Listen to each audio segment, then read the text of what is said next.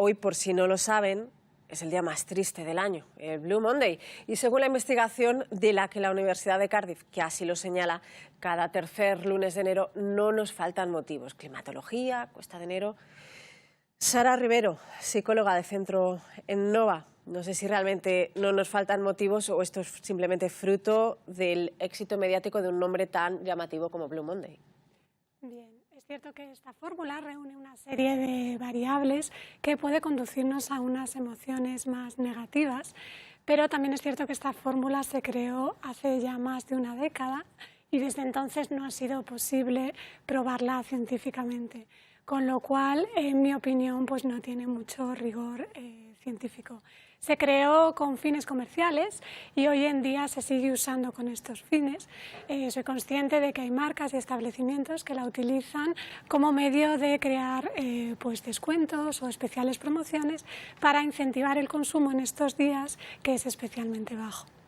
Es decir, que los impactos en los medios están apoyando a que algo que realmente no existía empieza a tener sentido. Exactamente, exactamente. Está usándose como fines comerciales, con fines comerciales. ¿Tanto puede llegar a influir una campaña mediática en el estado de ánimo de quienes la ven en casa? Pues sí, porque cuando estamos expuestos a estas creencias, a estas frases de hoy es el día más triste del año, estamos expuestos tanto en las redes sociales como en los medios de comunicación, al final el ser humano acaba pues creyéndoselo, ¿no? Incorporándolo a nuestras creencias. Esto según el efecto Pigmalión, que sí que está probado científicamente, este efecto dice que nuestras creencias van a tender a ser coherentes con nuestro comportamiento, con lo cual cuando una persona está expuesta a estos mensajes de que hoy es el día más triste del año, al final acaba creyéndoselo y su comportamiento acaba siendo coherente con esta creencia. Empieza pues a quedarse más en casa, sentir más apatía, menos ganas de hacer cosas, menos energía.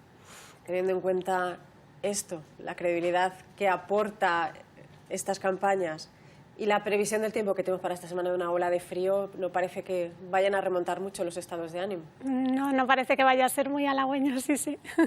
En todo caso, Sara, sí que es cierto que hay épocas del año en las que hay una mayor incidencia de bajo estado de ánimo, no sé cuáles son las peores.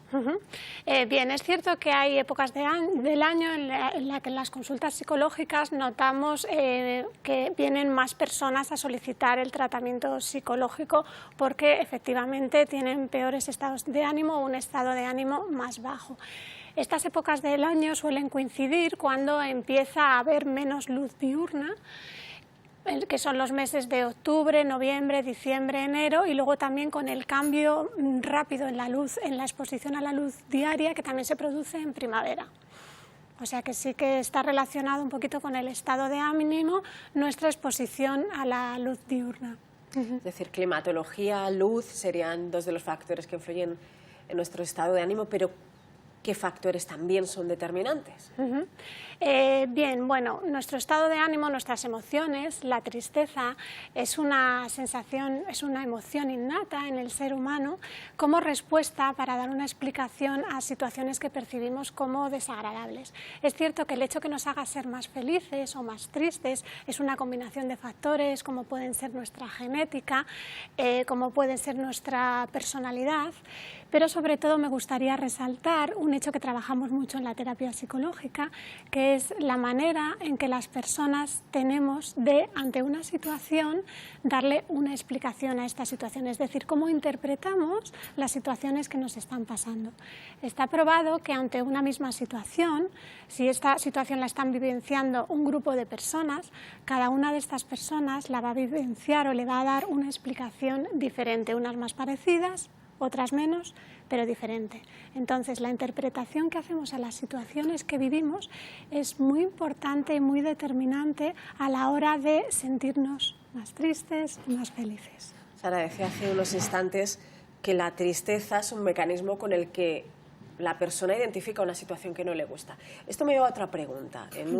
Cuando la tristeza es algo puntual, digamos, de un periodo corto de tiempo, ¿la tristeza puede llegar a tener una utilidad, un lado positivo, una misión? Sí, bueno, la tristeza, como ya he dicho, es una emoción innata para darnos cuenta de que una situación pues, nos está siendo desagradable, una percepción, un pensamiento, y yo desde aquí, desde la inteligencia emocional, que es donde me gusta trabajar y me parece de más utilidad con las emociones, haría una llamada para que las personas intenten identificar en cada momento la emoción que están sintiendo, porque es la mejor manera de aprender a gestionarla y a modificarla hacia una emoción de mayor bienestar, de mayor felicidad. Aprendizaje es lo que deberíamos sacar. Aprendizaje. En todo caso, casi hay que apuntar que el que haya una persona que nunca o casi nunca esté triste también puede alertar de que algo no va bien del todo en esa cabeza. Exactamente, sí, sí, son emociones innatas y necesarias en el ser humano. Y exactamente, si alguien no experimenta o no tiene tristeza, ahí sí que debería solicitar consulta con una terapia psicológica para poder ver qué es lo que está fallando. Yendo a otros estadios, otras evoluciones de la tristeza, cuando esta se prolonga ya en demasía, estaríamos abocados a un tratamiento, pero la duda aquí está en si simplemente basta con una terapia psicológica, si simplemente basta con un tratamiento farmacológico o si es inevitable que ambos vayan de la mano. Medicamentos sin terapia psicológica no funciona, del mismo modo que una terapia psicológica sin medicamento no puede funcionar. Bien, en cuanto a las emociones, en cuanto a la tristeza, como he dicho, lo ideal es intentar gestionarlos nosotros mismos, pero en el momento en que esto empieza a afectar al funcionamiento normal del ser humano, es el momento en el cual se debería solicitar o ir a una consulta psicológica para iniciar un tratamiento. Es cierto que en las depresiones más graves está indicado hacer tratamiento psicológico junto con administración de psicofármacos o tratamiento farmacológico. Aquí me gustaría hacer una llamada especial porque en este país hay una elevada incidencia de automedicación, es decir, la gente autónomamente se administra psicofármacos. Y sí que es verdad que en la consulta pues notamos picos emocionales extremos que son causados por esta autoadministración de psicofármacos.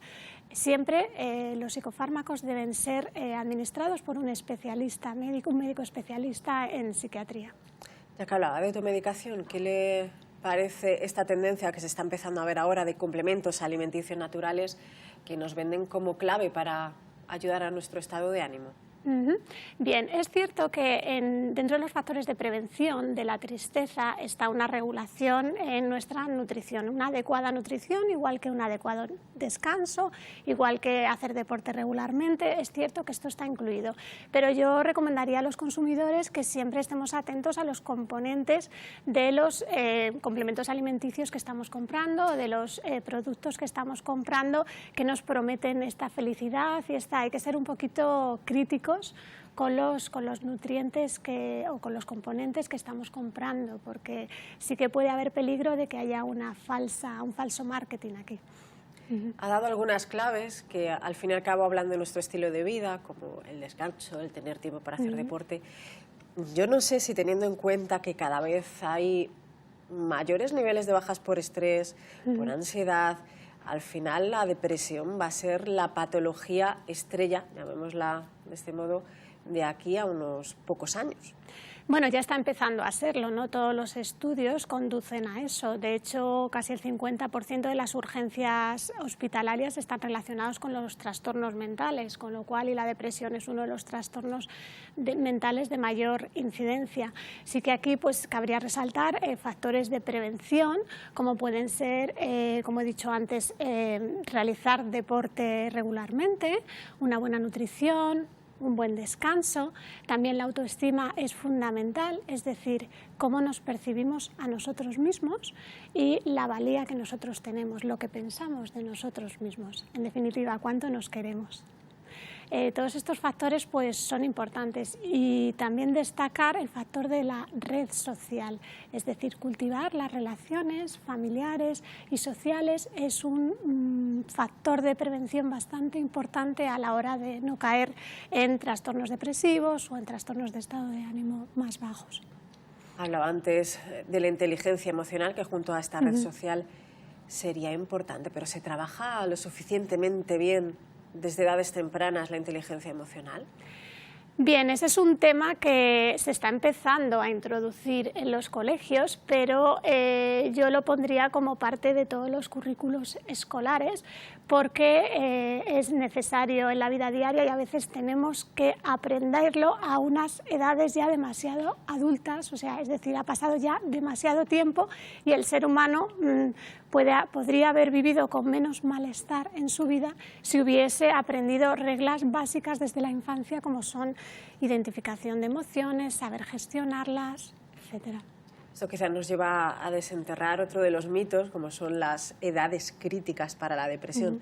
Frente a la adolescencia, que es esa marabunta de emociones que varían casi en cuestión de horas el mismo día, se suele decir que la edad de los 40, 50 es un punto de inflexión. ¿Esto cuánto tiene de mito y cuánto tiene de realidad? Bueno, es verdad que a veces ponemos a los números como excusa para una pequeña crisis de identidad, para hacer una parada en nuestra vida y reflexionar lo que hemos hecho hasta ese momento y qué es lo que queremos el resto de la vida. Pero por mi experiencia profesional de muchos años haciendo psicoterapia, no hemos tenido especial incidencia en estas edades debido al paso del tiempo, sí por otro tipo de problemas, excepto en el caso de las mujeres que van a sufrir la menopausia o durante la menopausia, que sí que posiblemente relacionado a los cambios hormonales que se producen en esta etapa, pues presentan síntomas depresivos y de ansiedad. Es decir, que hay mitos relacionados con la edad también a este respecto. También, sí. Situaciones económicas también son factores determinantes, no solo la edad. Quiero decir con esto que al final tampoco hay que preocuparse en exceso cuando se atraviesa un estado depresivo si hay argumentos para tener un bajo estado de ánimo. Es decir, a veces la realidad obliga a sentirse de determinada manera. Es cierto que la realidad, es decir, por ejemplo, ahora situaciones de esta crisis económica que hemos pasado o situación de desempleo puede llevarnos a emociones más negativas, pero aquí quiero repetir que es muy importante la percepción e interpretación que hacemos personal de lo que estamos viviendo, de la situación en la que tenemos. Es decir, debido a factores culturales o debido a experiencias vividas, las personas más felices tienden a interpretar lo que les pasa de una manera más positiva, aunque sea lo mismo que le esté pasando a otra persona que es más triste, con lo cual en terapia sí que solemos trabajar, simplemente es un aprendizaje de saber interpretar estas situaciones de una manera más positiva y constructiva. Sara Rivero, psicóloga del Centro Ennova, gracias por ayudarnos a interpretar por lo menos la parte menos científica de este denominado Blue Monday y a aprovechar las claves de la tristeza para sacar algo positivo de ello. Muchas gracias.